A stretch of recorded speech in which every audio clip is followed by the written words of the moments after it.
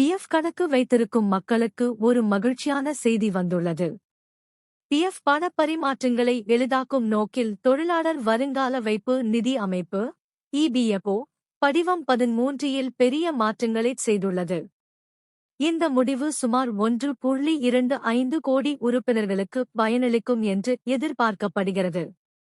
பெரும்பாலான பிஎஃப் பண பரிமாற்ற விஷயங்களில் முதலாளியின் நிறுவனம் ஒப்புதலைப் பெற வேண்டிய தேவையை தொழிலாளர் வருங்கால வைப்பு நிதி அமைப்பு நீக்கியுள்ளது. பிஎஃப் கணக்கு நிர்வாகத்தை மேலும் பயனர் நட்புடன் மாற்றும் நோக்கத்தில் இந்த முடிவு எடுக்கப்பட்டுள்ளது. இதன்படி நீங்கள் ஒரு புதிய நிறுவனத்தை அங்கீகரித்தால் பழைய நிறுவனத்தின் பிஎஃப் கணக்கு தானாகவே மாற்றப்படும். இந்த முடிவு பிஎஃப் பரிமாற்றத்திற்கான நேரத்தை கணிசமாக குறைக்கும்.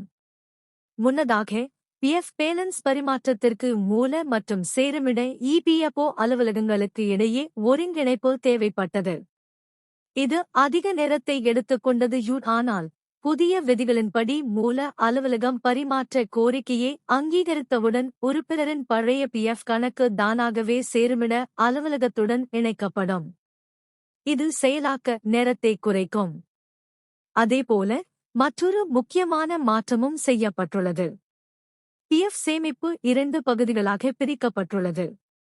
முதலாவது வரிக்கு உட்பட்டது, இரண்டாவது வரிக்கு உட்படாதது. இந்த மாற்றம் வட்டி வருமானத்தில் துல்லியமான டிடிஎஸ் விலக்குகளை உறுதி செய்ய உதவும் என்று கூறப்படுகிறது. யுபிஎஃப் கணக்குதாரர்கள் சந்திக்கும் பல்வேறு பிரச்சினைகள் மற்றும் சிரமங்களுக்கு அரசு படிப்படியாக தீர்வு கண்டு வருகிறது. இதனால் பிஎஃப் திட்டத்தில் வெளிப்படைத்தன்மையும் அதிகரித்துள்ளது.